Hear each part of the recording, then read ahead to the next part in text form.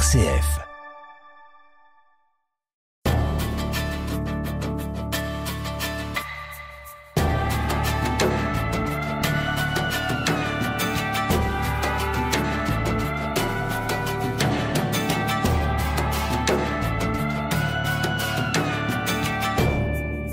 Vous avez peut-être eu l'occasion, au cours d'un voyage ou d'une expatriation, de vous rendre dans l'une de nos ambassades pour y demander conseil ou assistance.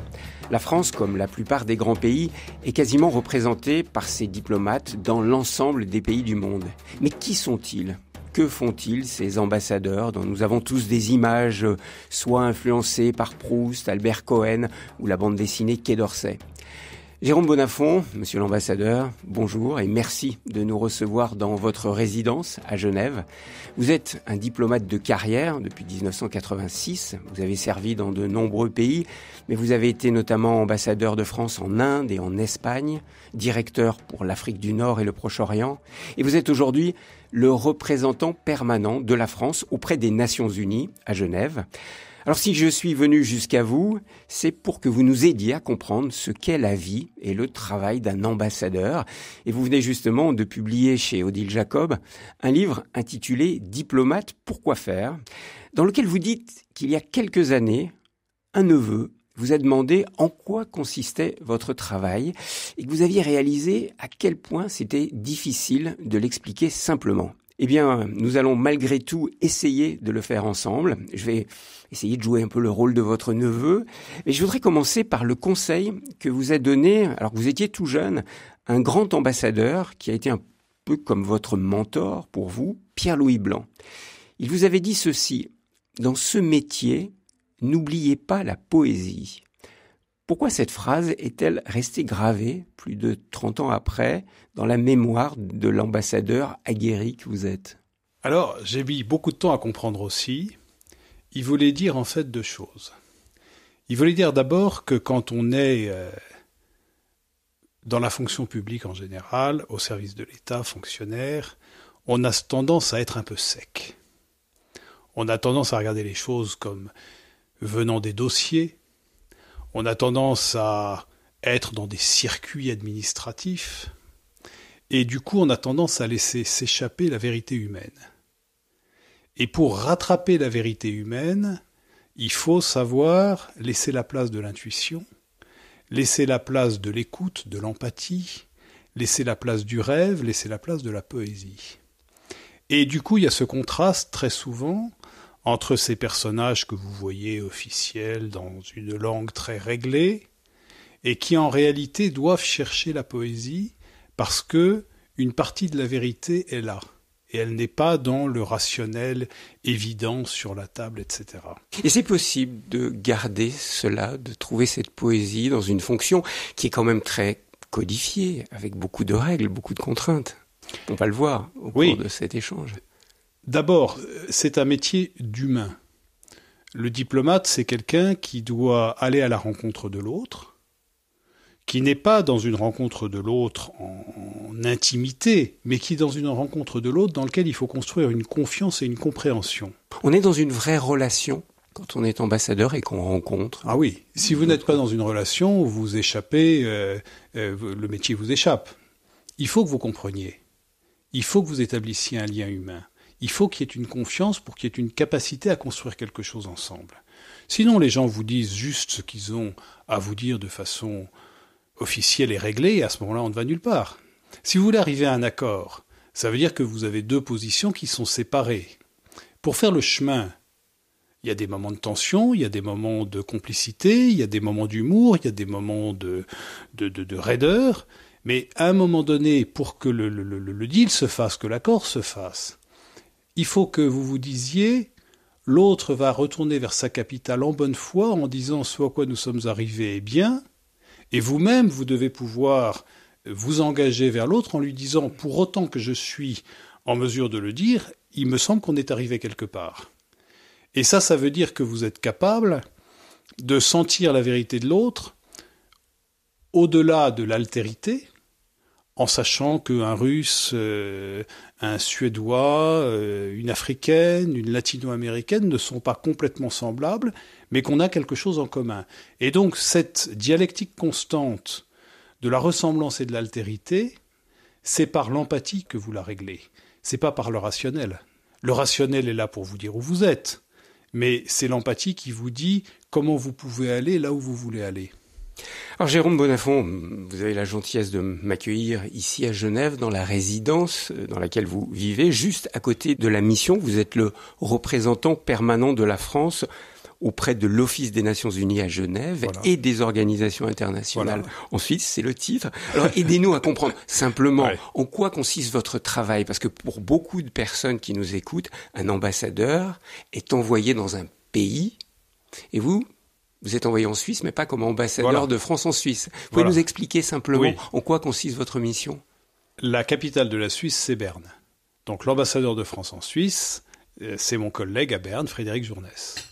Ici à Genève, il y a une autre personne qui fait du bilatéral, comme on dit, c'est le consul général de France à Genève, qui lui s'occupe des intérêts français de la communauté française auprès des Genevois, du canton et de la République de Genève. Et le représentant permanent de la France auprès de, je ne vais pas reprendre tout le titre, parce que c'est trop long, représente les intérêts français auprès de la partie de l'ONU qui se trouve à Genève et de la trentaine d'organisations internationales multilatérales qui se situent à Genève. L'Organisation mondiale de la santé, l'Organisation internationale du travail, l'Organisation mondiale de la propriété intellectuelle, etc., etc., etc. Et dans toutes ces organisations, avec la mission qui comprend une trentaine de collaborateurs, nous sommes chargés d'instruire les dossiers de la présence française dans ces organisations, de négocier les résolutions, les décisions, les budgets, les traités, les élections qui se passent dans toutes ces organisations pour que la voix de la France, au sein de l'Union européenne et avec nos partenaires, soit entendue et défendue dans toutes ces organisations. Alors, ce qui est très troublant également, et vous le dites dans votre livre, c'est qu'il y a aujourd'hui des ambassadeurs thématiques. J'avoue que j'ai aussi découvert ça, des ambassadeurs pour le numérique, pour l'écologie. Oui. Ce sont des nouveaux types d'ambassadeurs qui n'existent pas autrefois. Ça fait un certain temps. Ça a commencé maintenant, il y a une génération à peu près. Ça a commencé sur les droits de l'homme, par exemple. On s'est aperçu qu'il y avait toutes sortes de nouveaux sujets, le changement climatique, par exemple, qui demandait que vous ayez quelqu'un dans votre capitale qui soit à la fois capable de faire le travail interministériel pour rassembler la position française et porter cette position dans les négociations internationales. Quand vous avez une délégation française sur le changement climatique, vous avez évidemment le président de la République qui va faire le discours d'introduction et la conclusion et les grandes négociations au finish, si j'ose dire. Vous avez là où le ministre de l'Environnement qui va venir dans ce qu'on appelle les segments ministériels, mais pendant tout le reste du temps, il y a cette personne qui est une ambassadrice ou un ambassadeur pour l'environnement, pour le changement climatique, qui va, jour après jour, s'assurer que l'évolution de la négociation nous permette d'avancer là où nous le voulons avec nos partenaires et de veiller au respect des accords et à la préparation des suivants. Et ceci est vrai pour le changement climatique, mais c'est vrai sur le domaine de la lutte contre le terrorisme, par exemple, sujet lourd, sujet difficile, sujet compliqué. C'est vrai pour les migrations, nous avons un ambassadeur pour les migrations qui passe son temps à aller de capitale en capitale ou d'organisation internationale en organisation internationale pour traiter les questions migratoires avec nos interlocuteurs. Et cette diplomatie thématique, je la compare souvent, je dis c'est comme s'il y avait des nouveaux pays qui étaient apparus. Il y a le pays changement climatique, avec des milliers d'acteurs qui sont des ingénieurs, des scientifiques, des hommes d'affaires, des diplomates, des fonctionnaires des ministères de l'Environnement, de tous les pays. Et donc si vous multipliez toute cette série d'intervenants par 190 pays, ça vous fait véritablement toute une galaxie de gens à connaître si vous voulez faire avancer les négociations mondiales sur l'environnement. Visage RCF. Alors Jérôme Bonnafont, on va revenir, je dirais, sur le profil type d'un ambassadeur. Ce que vous avez été ambassadeur en Inde, vous avez été ambassadeur à Madrid, en Espagne. Oui. Aidez-nous à comprendre. Vous êtes nommé ambassadeur, vous arrivez dans un pays, on va prendre l'Inde par exemple. Qu'est-ce que vous avez à faire en premier en arrivant ? Comment commence le travail d'un ambassadeur ? Le travail d'un ambassadeur commence par se présenter. À qui ? Aux autorités du pays où vous êtes reçu.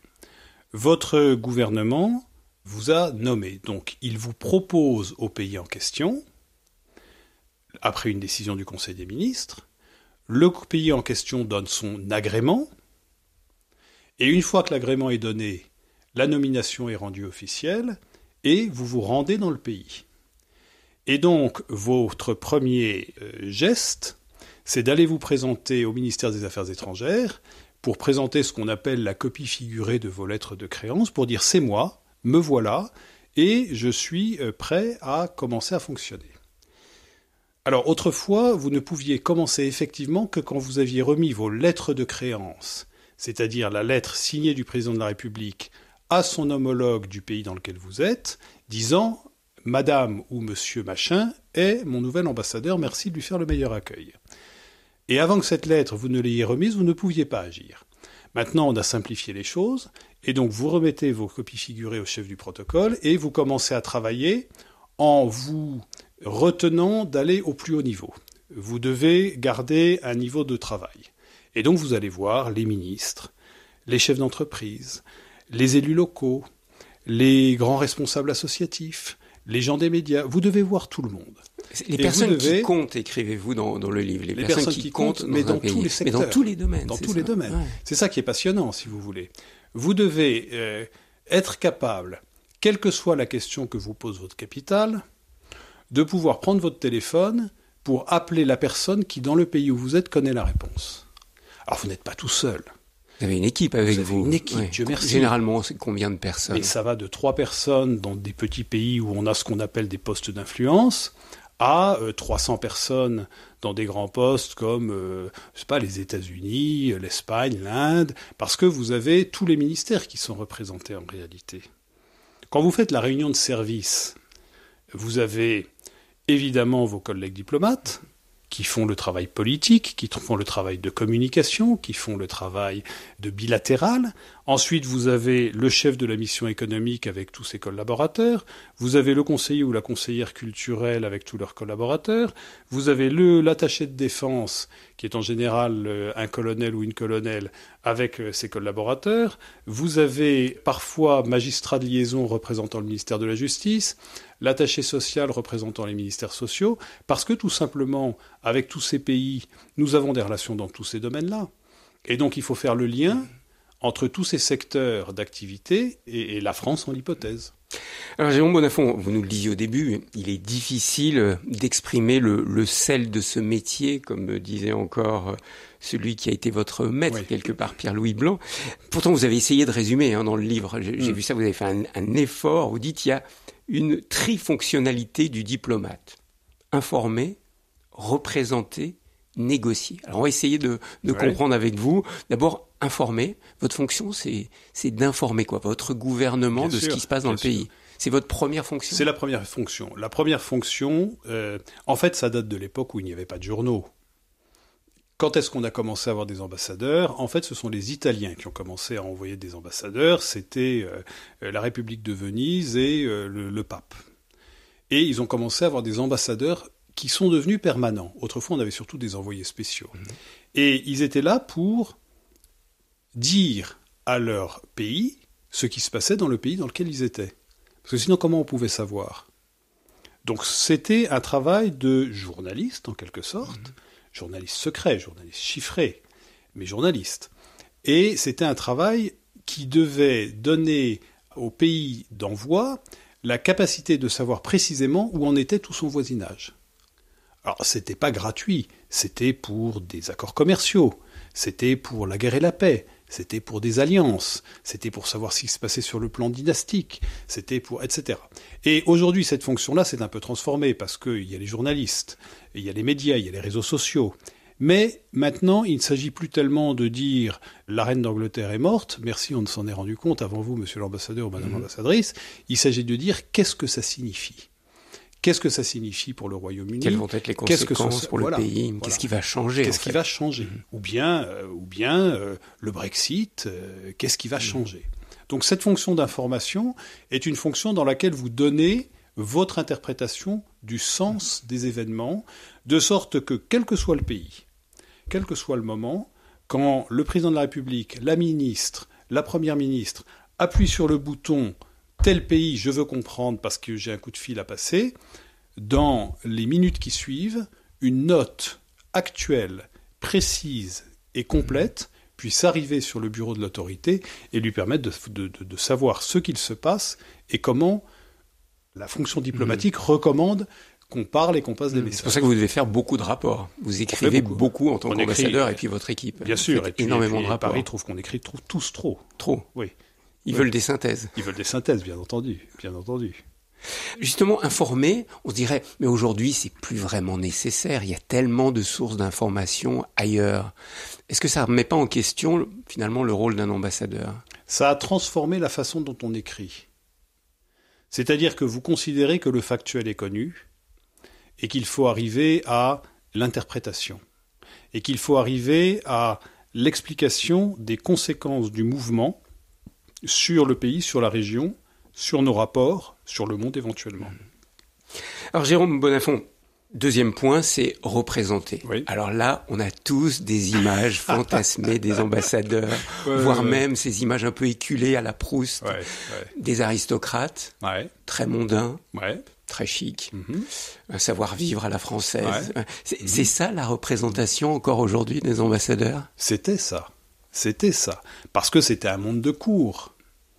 Et donc l'ambassadeur devait vivre dans l'intimité. C'est pour ça que c'était souvent des aristocrates. Ils avaient les codes pour pouvoir représenter la France à l'étranger. Aujourd'hui, c'est plus tout à fait la même chose. Dieu merci. Dieu merci, la fonction diplomatique évolue avec la société, et évolue avec le temps. Ce qu'il faut comprendre de la représentation, c'est que c'est pas la représentation au sens flonflon du terme. Ça, c'est le cérémonial. Ça a son importance, mais c'est minimal. Dans certains pays, c'est très important. Dans certains pays, c'est très important. Et il faut connaître les codes. Mais c'est pas le plus important. Il faut savoir se tenir, d'accord. Mais il faut savoir se tenir dans tous les métiers du monde. Sinon, on fait... Et ce qui est important, c'est que quand vous représentez, il faut que ceux qui vous voient et vous entendent la voix de votre pays. Et donc, c'est ça. Et ça veut dire que quand vous êtes, par exemple, en visite dans un laboratoire pharmaceutique. Je prends cet exemple parce qu'on est à Genève, qu'il y a l'OMS, qu'il y a eu le Covid, etc. Et qu'on vous explique une chaîne de production de médicaments, qu'on vous explique un processus de recherche. Il faut que vous sachiez quel est votre secteur pharmaceutique en France. Quels sont vos atouts et vos faiblesses ? Quels sont les rapports qu'entretient l'industrie pharmaceutique française avec cette industrie-là, avec ce laboratoire-là ? Comment se situe Pasteur, l'Institut Pasteur, par rapport à cela ? Comment les grands CHU français sont en relation avec les gens à qui vous êtes en train de rendre visite ? C'est ça la représentation. C'est quelque chose de dense et de concret. C'est pas juste d'être là et de faire des réceptions à l'ambassade. Mais pourtant, vous dites dans votre livre, dans le métier de représentation, tout est théâtre, tout est calcul et tout a un sens. Oui, donc on ne peut pas nier qu'il y a un côté quand même théâtral. Mais le théâtre, ça a du sens. Quand vous allez au théâtre, qu'est-ce que vous écoutez ? Je ne parle pas du vaudeville où vous allez rigoler, mais je parle quand vous allez écouter du Shakespeare, du Racine, du Molière, vous rigolez d'ailleurs avec Molière, du Beaumarchais, mais vous allez écouter la vérité. Vous allez chercher dans le théâtre la vérité derrière l'apparence. Et donc, quand vous faites du théâtre diplomatique, ce que vous dites, ce que vous faites a un sens. Est-ce que vous êtes toujours en représentation, Jérôme Bonnafont ? Est-ce qu'un ambassadeur, pas que vous, mais est-ce qu'un ambassadeur, finalement, quand il est envoyé pour 3 ans ou 4 ans dans un pays, il est H24 en représentation ? Dieu merci, il a une vie privée. Il a une vie privée. Dieu merci. Même là, écoutez, j'ose espérer pour lui. Dans les relations extérieures, que dans ces relations. Non, votre question est profonde. Parce que quand les gens vous voient, ils voient l'ambassadeur. Excellence. Oui, excellence. Oui, bon. Excellence. Bon. Quand ils vous voient, ils voient l'ambassadeur. Donc, et plus l'homme. Et c'est justement là que c'est intéressant. C'est que pendant un moment, c'est l'ambassadeur ou l'ambassadrice. Et que progressivement, il faut arriver à faire passer un élément de soi et de rapport personnel derrière cette fonction officielle. Alors, pas avec tout le monde et pas tout le temps, mais Il faut pouvoir être sur un ton de sincérité avec la personne. Mais on peut développer des liens d'amitié bien sûr, quand on est dans une fonction pareille, où il faut toujours garder une certaine distance par prudence. Mais les deux en même temps. Les deux en même temps. C'est-à-dire qu'il faut savoir jusqu'où aller dans l'abandon, dans la confidence. Mais si vous voulez attirer les confidences des autres, vous devez en faire vous-même. Si vous voulez entrer dans la vérité de quelqu'un, vous devez vous-même donner votre vérité à vous. Et comment ne pas être manipulé?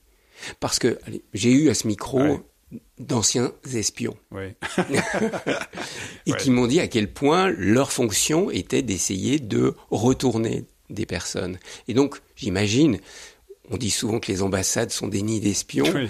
Il doit y avoir beaucoup de jeux d'espionnage. Donc, est-ce que l'on peut avoir confiance? Est-ce qu'on peut développer un lien d'amitié? Ou est-ce qu'on doit toujours finalement faire très très attention à qui on rencontre et à ce qu'on fait? D'abord, ça dépend un petit peu de la relation entre le pays dans lequel vous êtes et votre pays. Si ces relations sont de confiance, d'amitié, d'alliance et de partenariat, vous êtes assez tranquille. J'imagine qu'au Danemark, c'est moins risqué qu'en Corée du Nord. Par exemple. Quand vous êtes dans un pays plus délicat, à ce moment-là, d'abord, le métier d'ambassadeur n'est pas un métier de manipulateur. Vous n'êtes pas là pour retourner les autres, pour mentir, pour être dans la dissimulation. Vous êtes là pour aboutir à des accords entre deux pays souverains. Et donc, les accords, bien sûr, il y a des arrière-pensées, il y a des sous-entendus, il y a de l'implicite, de l'explicite, mais vous devez construire quelque chose. Et ce que vous devez construire doit être durable. Parce que quand vous êtes ambassadeur, vous êtes là pour 3 ans, 4 ans. Il faut que la relation que vous établissez avec le pays soit une relation dans laquelle vous donnez une certaine prévisibilité aux autres, et avec les autres, vous établissez une certaine continuité. Parce qu'un coup, vous pouvez le faire une fois, vous ne pouvez pas le faire 2 fois, sinon vous êtes décrédibilisé. Si vous passez pour quelqu'un qui ne dit pas la vérité, quand un ministre vous reçoit, il va se dire, celui-là, c'est pas vrai, je ne vais pas lui dire la vérité non plus. Donc c'est très différent du métier que vous évoquiez. C'est un métier dans lequel vous devez arriver à construire quelque chose qui, dans le cadre de rapports d'État, vous permet une relation normale, prévisible, avec ses hauts et ses bas, mais dans laquelle vous êtes l'élément de stabilité et de confiance.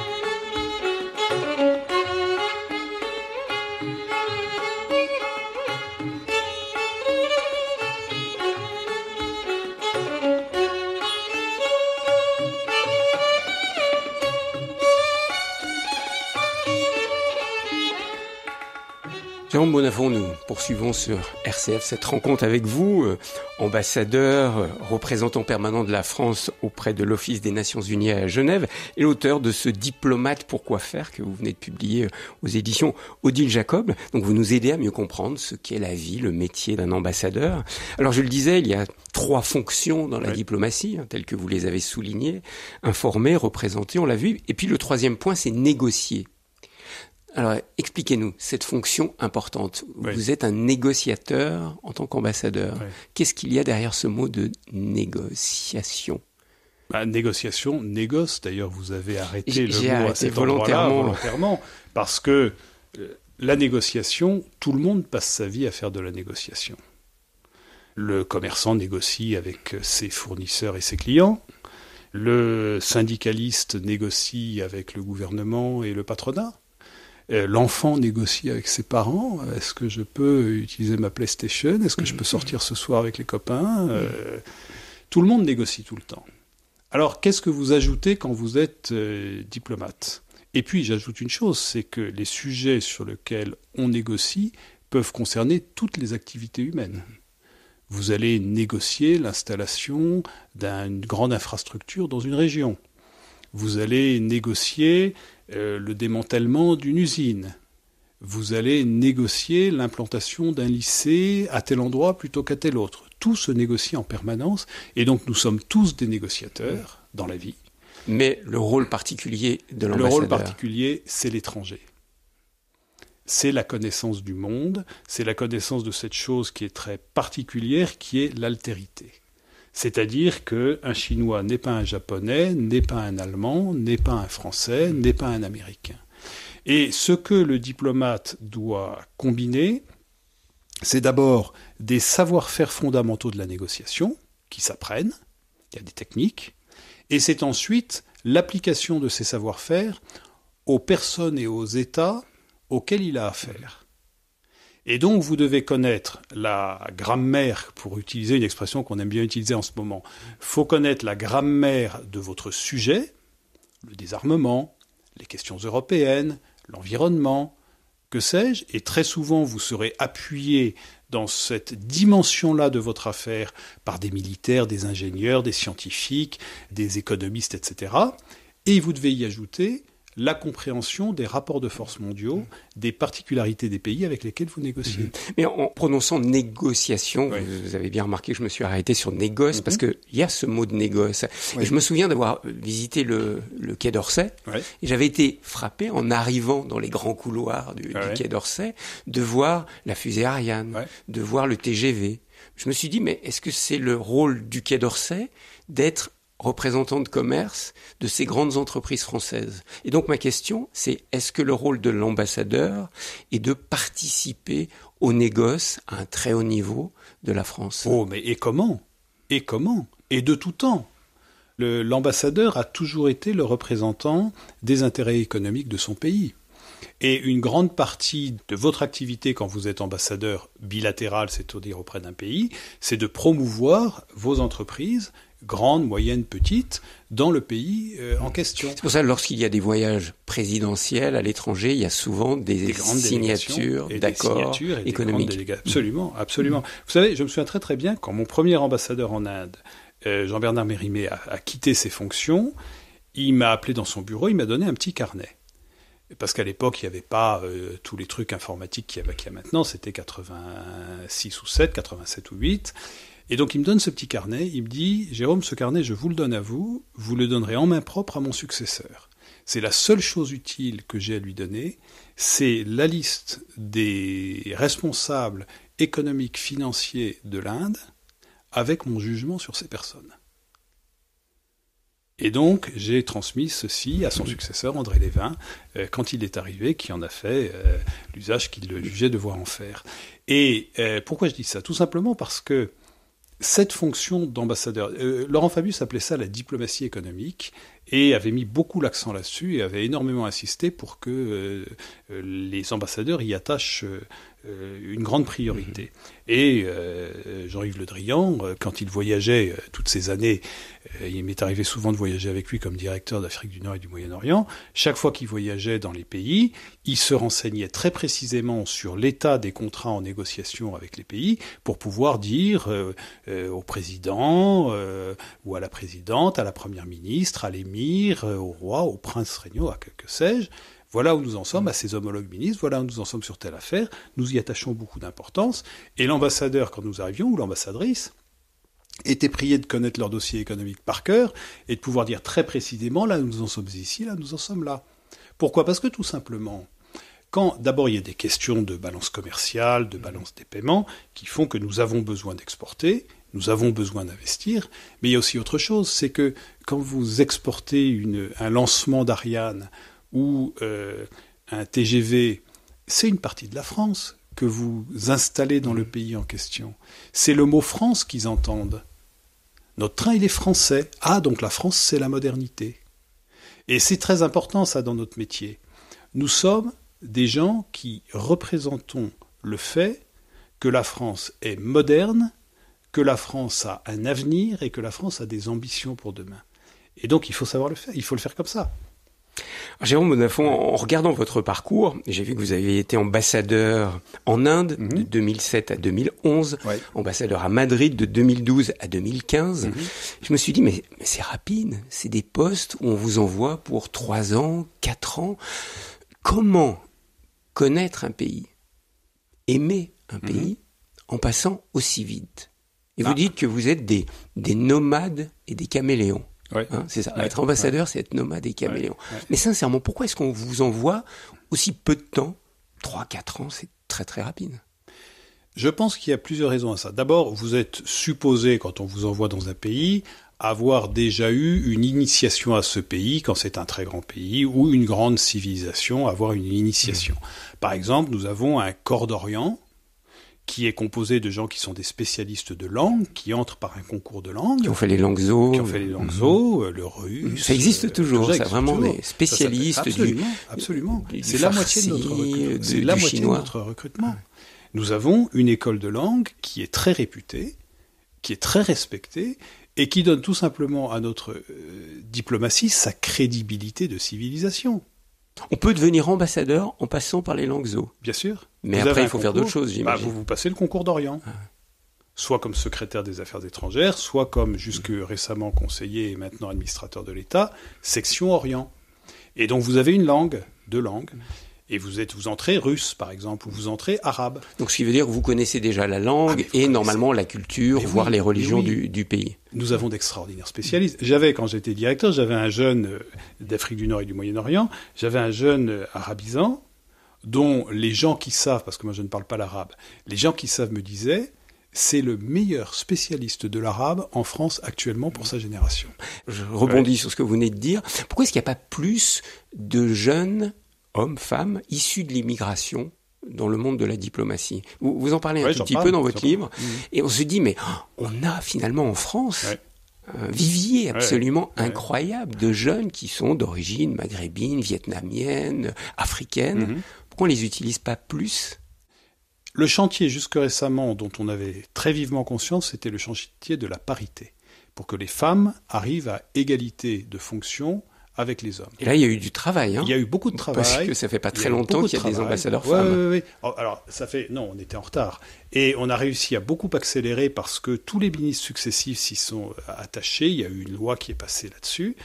Et maintenant, nous avons une secrétaire générale, nous avions une ambassadrice à Londres, elle est maintenant ministre, nous avons eu une ambassadrice, Catherine Colonna, qui est la ministre des Affaires étrangères. Depuis la ministre des Affaires étrangères actuellement. Donc, vous voyez, je crois que donc ça bouge sur la parité homme-femme. Ça a énormément bougé. Mais alors, avec les jeunes issus de l'immigration. Alors, il faut être très nuancé sur ce sujet-là.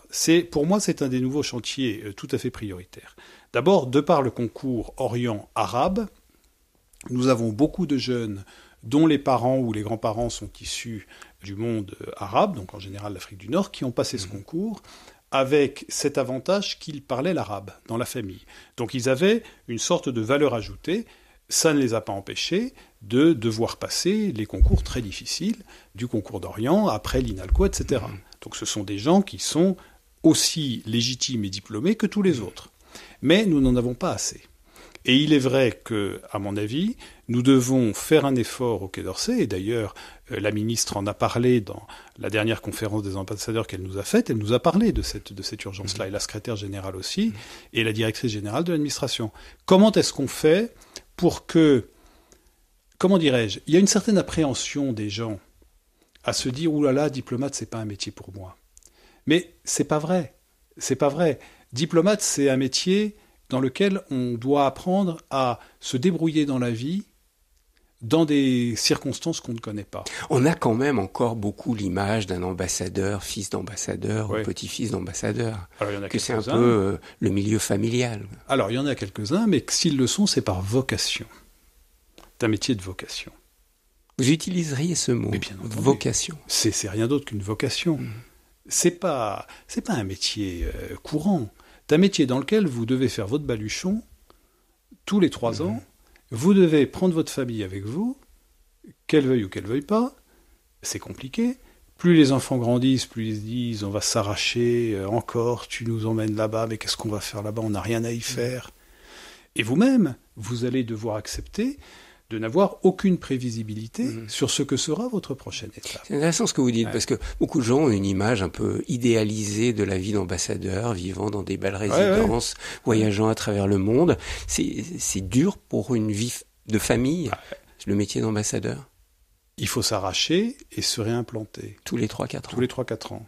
Donc c'est à la fois très fascinant, et vous le faites parce que vous aimez ça. Et enrichissant, culturellement, intellectuellement. Très enrichissant. Mais en même temps, tous les 3 ans, vous dites à la famille, les amis, c'est fini. On s'en va. On quitte cette belle maison. Et aux collaborateurs, et aux amis, et à tout le monde. Et on va ailleurs. Parce qu'il n'y a pas que les ambassadeurs. Les secrétaires d'ambassade, les conseillers d'ambassade, les attachés, tout le monde est dans cette noria. Il faut avoir un état d'esprit particulier. Oui, il faut avoir envie de bouger. Il faut avoir la bougeotte. Si vous n'avez pas la bougeotte, honnêtement, vous ne faites pas ce métier. Et vous me disiez, mais pourquoi 3 ans, c'est trop court? Oui, mais en même temps, d'abord, il faut aller très vite. Quand vous arrivez dans votre métier, il ne faut pas vous dire, ouh là là, j'ai du temps. Non, c'est tout de suite. Tout de suite, il faut plonger dans le pays. Et il faut plonger en vous disant, je dois comprendre, je veux comprendre. Donc, vous vous faites guider, vous vous laissez emporter par le flux du pays, tout en ayant vos instructions, votre mission, etc. Et donc, il faut aller très vite. Et puis, attention, parce que l'empathie, c'est qu'au bout d'un moment, vous comprenez mieux le pays dans lequel vous êtes, et vous vous éloignez des intérêts que vous devez défendre. Donc, il faut faire attention à ça. Alors ça, Jérôme Bonnafont, c'est très intéressant, ce point-là. Est-ce qu'il ne faut pas tomber amoureux du pays dans lequel vous êtes? Je pose cette question parce que vous avez été ambassadeur en Inde. On sait combien ce pays est fascinant et a fasciné beaucoup d'hommes et de femmes qui y ont vécu. Vous m'accueillez dans votre résidence, je vois qu'il y a un très beau tableau à gauche avec une indienne dans son sari jouant du sitar. On n'a pas le droit de tomber amoureux du pays quand on est ambassadeur. Bien sûr. Vous êtes tombé amoureux de l'Inde? Évidemment, bien sûr. Et je suis même tombé amoureux en Inde. Et beaucoup de mes collègues ont cette aventure.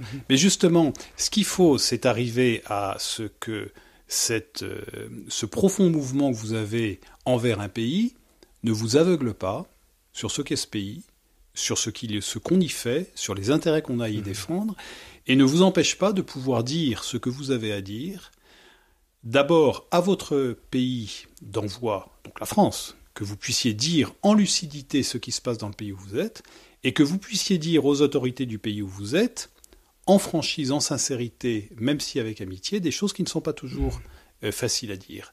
Mais d'une certaine façon, quand on sait que vous êtes amis, on entend le message un peu désagréable. Mais vous le dites comme un ami. Mais vous le dites comme un ami du pays, pas forcément comme un ami du gouvernement ou du dirigeant. Et c'est là qu'il y a quelque chose. Par exemple, tous nos spécialistes de russe ou de chinois, ça ne veut pas dire qu'ils sont des comment dirais-je, partisans des régimes politiques qui sont dans ces pays. Et dans leur correspondance, ils écrivent les choses vues d'un point de vue français. Ils vous expliquent la façon dont les gens du pays ressentent. Mais par exemple, prenons l'Iran. Nous avons énormément de diplomates qui sont absolument fascinés par la culture iranienne et par la civilisation iranienne et qui portent un regard très lucide sur le régime iranien et ce qu'il fait, et un regard très, très, très anxieux sur ce qui est en train de se passer là en ce moment même.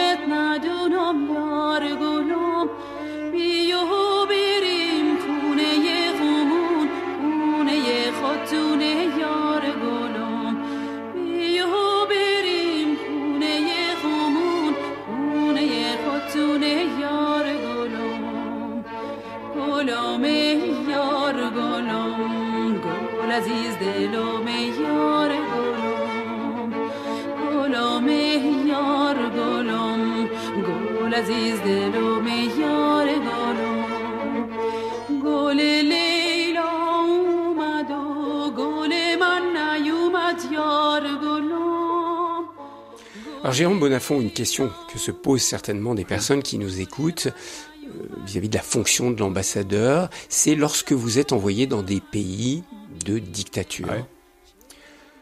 Comment pouvez-vous être dans une relation d'échange, de questionnement,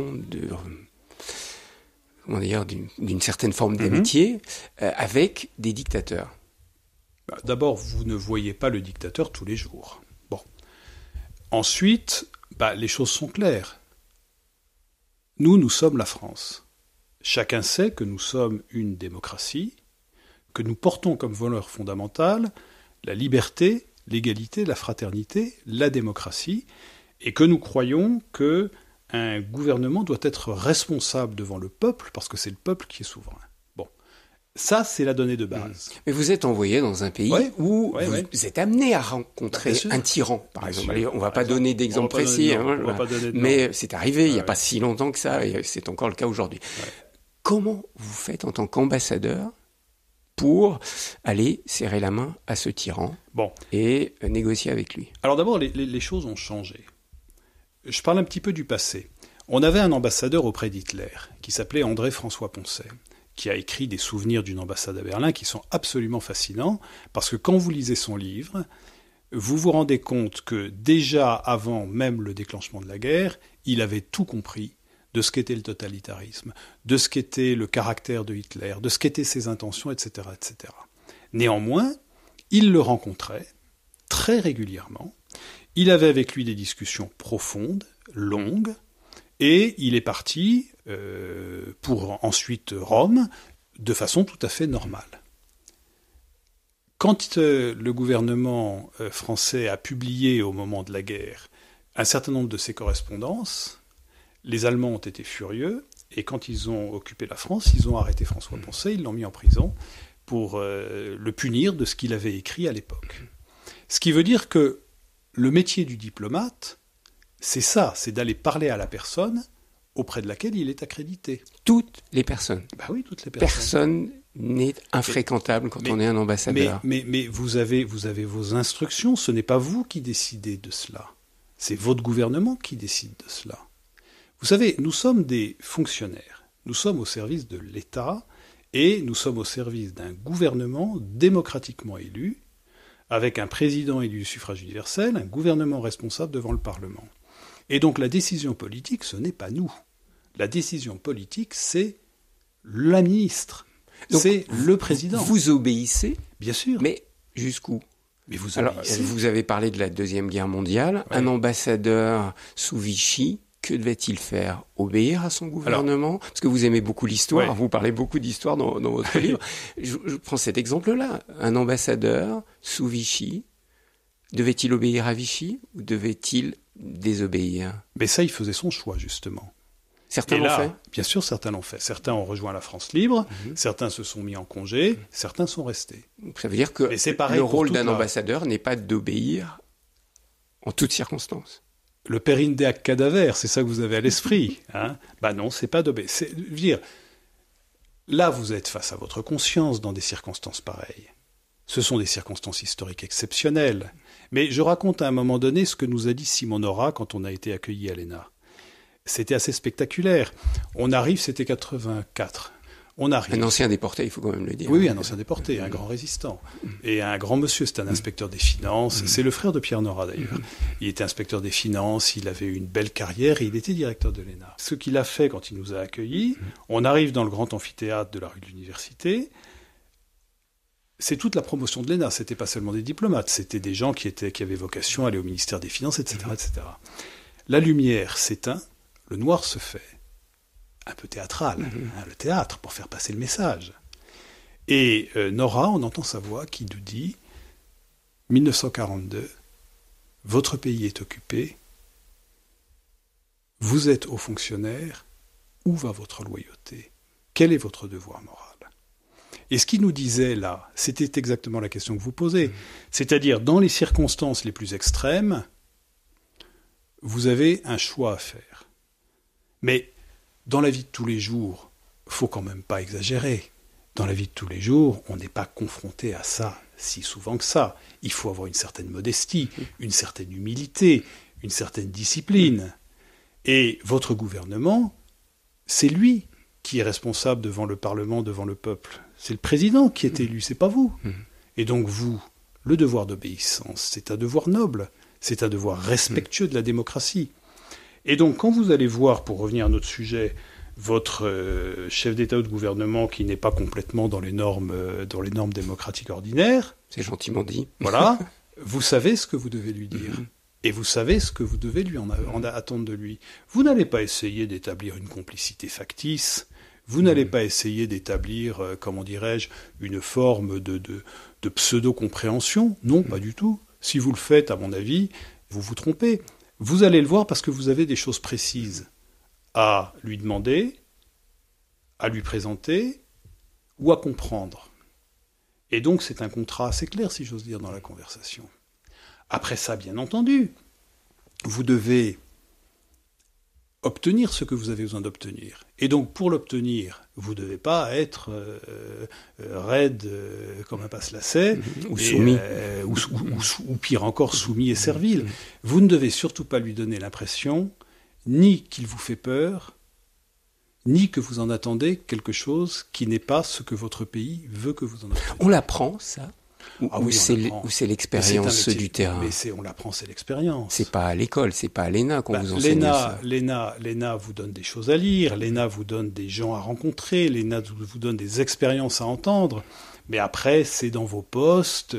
Combien j'ai de collègues qui sont actuellement dans des pays extrêmement difficiles, avec des pouvoirs extrêmement complexes. Quand ils sont jeunes, ils apprennent, ils regardent comment font les autres. Et ils s'initient à ça. Alors vous allez les envoyer, par exemple, aller faire une visite consulaire difficile dans une prison où un compatriote est enfermé. Ça va être compliqué parce que le directeur de la prison ne veut pas ouvrir, parce qu'il refuse de reconnaître votre statut consulaire ou diplomatique, etc. Vous allez apprendre, vous êtes jeune, vous avez 25-30 ans, vous y allez, homme ou femme également. Et quand vous êtes une femme dans un pays un peu machiste, ça veut dire que... Il faut s'affirmer encore plus. Et vous le faites. Et vous apprenez. Et puis, quand vous arrivez à l'âge où vous êtes ambassadeur, si vous ne le faites plus avec le directeur de la prison, vous le faites, bon. Mais encore une fois, ce sont des situations que beaucoup des collègues vivent, parce que beaucoup des collègues sont dans des pays dont la situation est très difficile. Il ne faut pas non plus penser que c'est le quotidien de tout le monde. Quand vous êtes en Angleterre, en Allemagne, ici à Genève, capitale du multilatéralisme, c'est beaucoup plus civilisé et normé. Visage, Thierry Lyonnais. Jérôme Bonnafont, dans votre livre « Diplomate, pourquoi faire ?», j'ai été attiré par cette phrase, page 101. « Les Occidentaux vivent sur un fond chrétien qui fait comme une synthèse des héritages antiques dans leur complexité, dans leurs contradictions. » Oui. Quand vous êtes ambassadeur, généralement, vous êtes formé dans cette pensée judéo-chrétienne marquée par la Grèce antique. On vous envoie en Chine, en Inde, dans des modes de pensée qui sont très différents. Comment faire, quand on est ambassadeur, pour entrer dans ce mode de pensée aussi différent?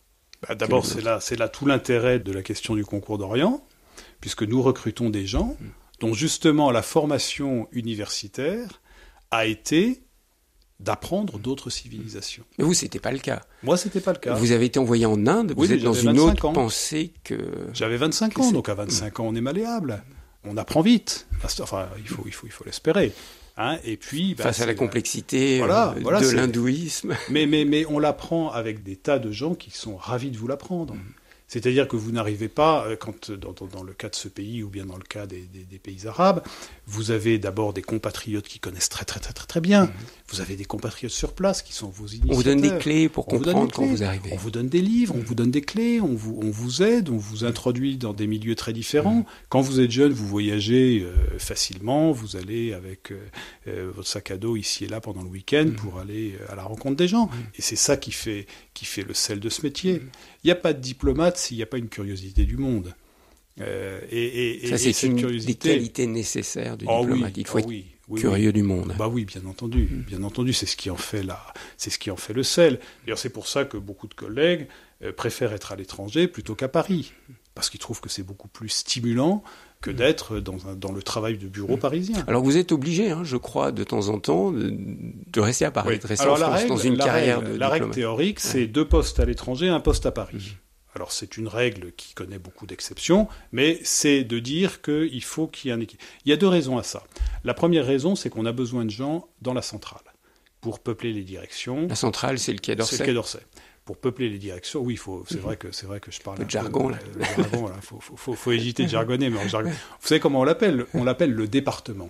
Bon, le département. Je suis au département, voilà.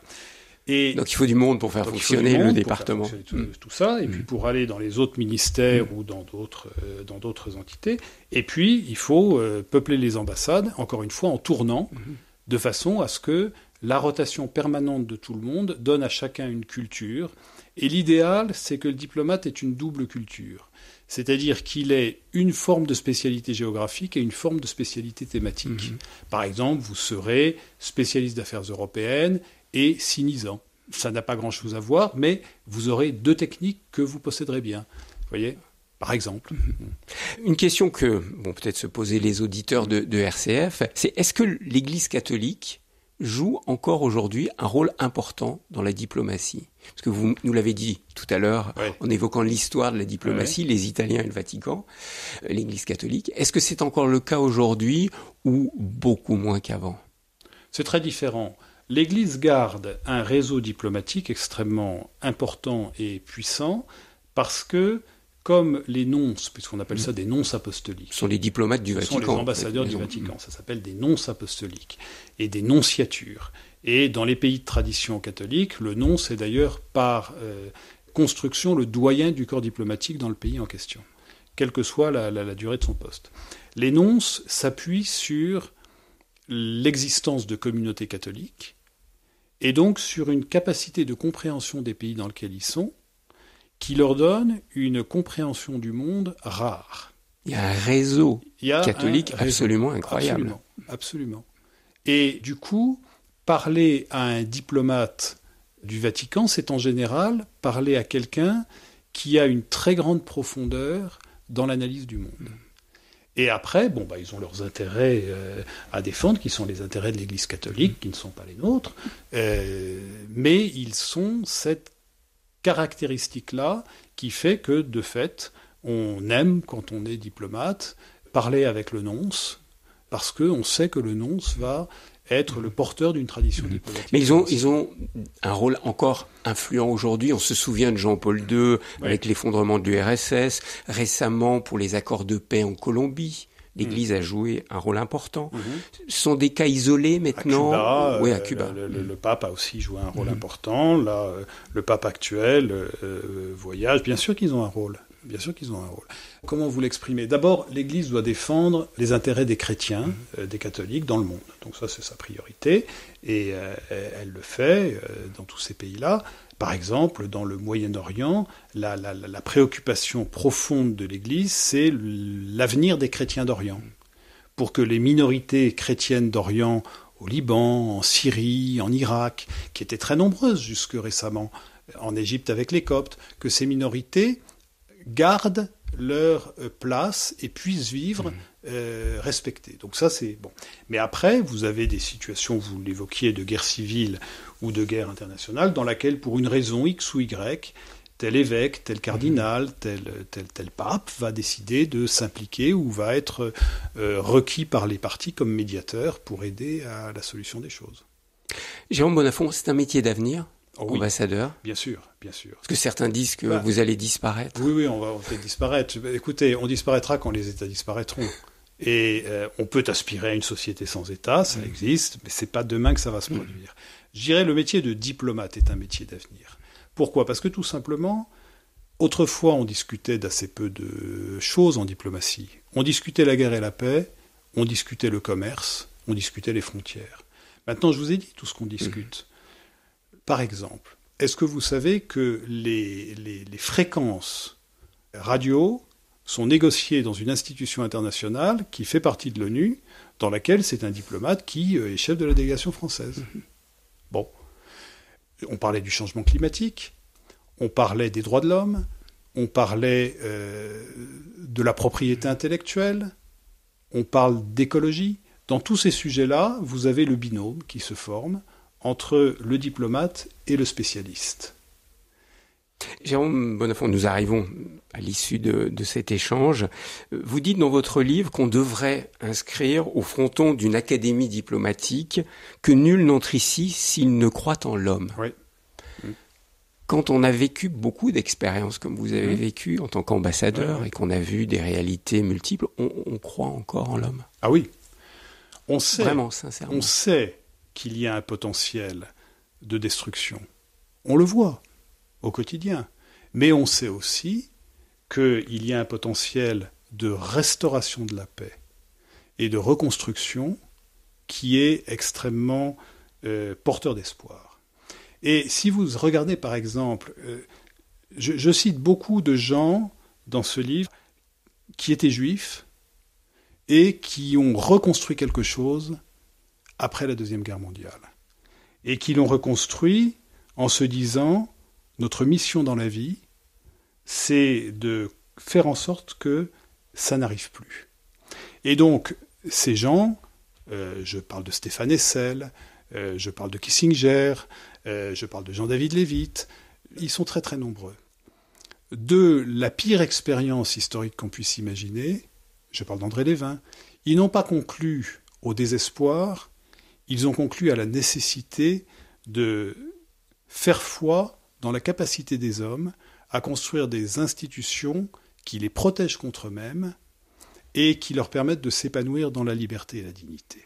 Ça, nous l'avons assez bien réussi, nous autres Européens, au plan national et au plan européen. Maintenant, le grand défi, c'est d'arriver à construire à l'échelle internationale quelque chose qui fasse que la guerre devienne vraiment hors la loi. Que la barbarie ne puisse plus s'exercer avec la violence avec laquelle on la voit. Et sans être devin, vous croyez que nous allons vers cela ? Mais écoutez, on ira avec des hauts et des bas. Mais en tout cas, qui aurait dit il y a encore 150 ans que la France en serait là où elle est aujourd'hui ? C'est un travail dans lequel, je crois, nous devons croire. Et c'est un travail auquel croient d'ailleurs la plupart de ceux qui tiennent nos systèmes diplomatiques et politiques, dans les pays européens en tout cas. Et je crois que c'est ce message d'espoir que nous portons et qui fait que la France continue à être écoutée. Et qui fait que cette vocation n'est pas seulement une vocation de curiosité du monde, mais aussi une vocation qui consiste à croire que le dialogue, la coopération l'emporte sur la vigueur du coup de poing. Eh bien, monsieur l'ambassadeur, merci de nous avoir aidé à mieux comprendre cette vie de diplomate.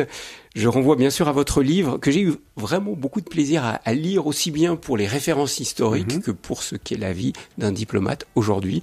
Un livre que vous publiez aux éditions Odile Jacob qui s'intitule « Diplomate, pourquoi faire ?» Puis merci de votre accueil ici à Genève, dans la résidence. Merci d'être venu et merci de cette conversation passionnante pour moi.